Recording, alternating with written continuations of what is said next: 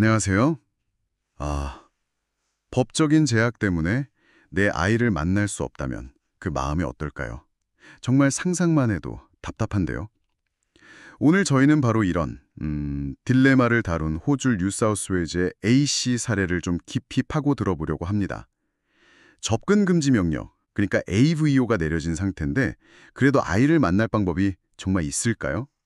이 복잡해 보이는 상황 속에서 법이 어떤 길을 제시하는지 당신을 위한 핵심만 한번 짚어보겠습니다. 네, 이 사례의 핵심은 바로 말씀하신 접근금지 명령, AVO랑 가족법이 이렇게 딱 부딪히는 지점이에요. AVO는 아시다시피 특정인을 보호하려고 접근이나 연락 자체를 막는 거잖아요. 꽤 강력한 조치죠.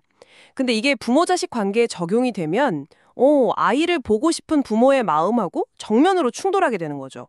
여기서 정말 흥미로운 지점은 호주 법이 이런 충돌 상황에서 자녀의 최선의 이익, 이걸 가장 중요하게 본다는 거예요. 아, 자녀의 최선의 이익이요. 그게 AVO보다 우선할 수도 있다고요? 그게 가능한가요?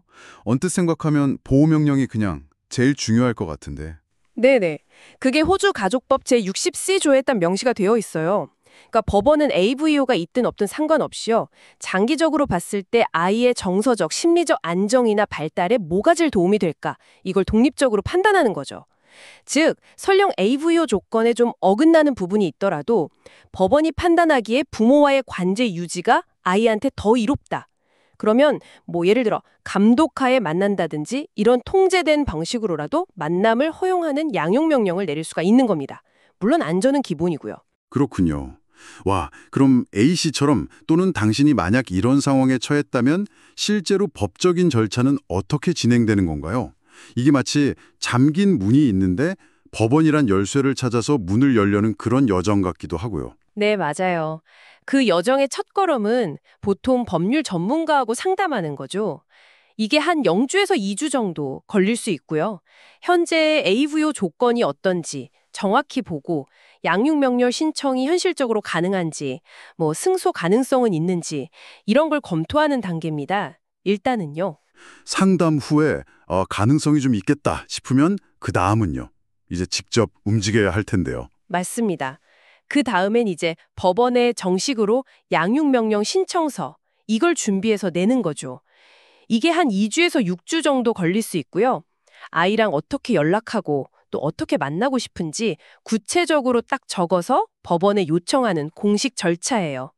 여기서 중요한 건 왜 이 만남이 자녀의 최선의 이익에 부합하는지 이걸 잘 설명해야 합니다. 신청서를 낸다고 바로 결정이 나는 건 아닐 테고 법원이 또 판단할 시간이 필요하겠죠. 그렇죠. 법원 심리 절차가 진행됩니다. 근데 만약 상황이 좀 급하다, 그러면 최종 결정 전에 임시명령이라는 걸 통해서요. 아주 제한적으로라도 만남이 허용될 수도 있어요. 이건 신청하고 한 6주에서 12주 안에 가능할 수도 있고요. 그리고 최종적으로는 아이의 복지를 여러 각도에서 심리한 다음에 최종 명령이 내려지는데 이 전체 과정이 평균적으로 보면 한 3개월에서 6개월 그 정도 걸릴 수 있습니다. 와, 시간도 시간이지만 비용도 만만치 않겠는데요. 자료 보니까 법률 비용이 대략 호주 달러로 5천에서 15,000불 정도 예상된다고 하네요. 이게 결코 적은 돈은 아니잖아요. 네, 맞아요. 현실적인 부담이 따르는 건 사실입니다. 어쩔 수 없죠. 하지만 이 과정이 단순히 그냥 법적 권리 되찾는다. 이걸 넘어서요. 자녀와의 관계 회복이라는 거, 이건 사실 무엇과도 바꾸기 힘든 그런 정서적인 가치를 추구하는 과정이잖아요. 즉, 이게 좀 복잡하고 비용이랑 시간이 들더라도 어쨌든 법 테두리 안에서 분명히 해결책을 찾아볼 길이 있다.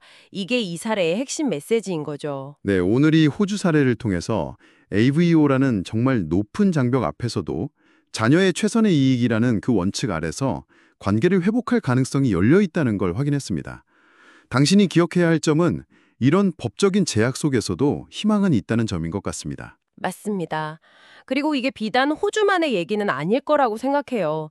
개인을 보호하기 위한 법적 장치랑 또 인간의 기본적인 관제 유지 욕구가 충돌하는 상황은 사실 어디에나 있잖아요.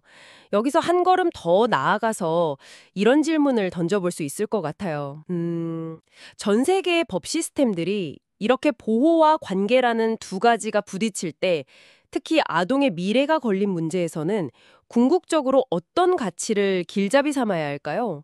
그냥 법조항 그 너머에 관련된 모든 사람들한테 진정으로 최선인 길은 뭘까? 한번 같이 고민해 볼 문제인 것 같습니다.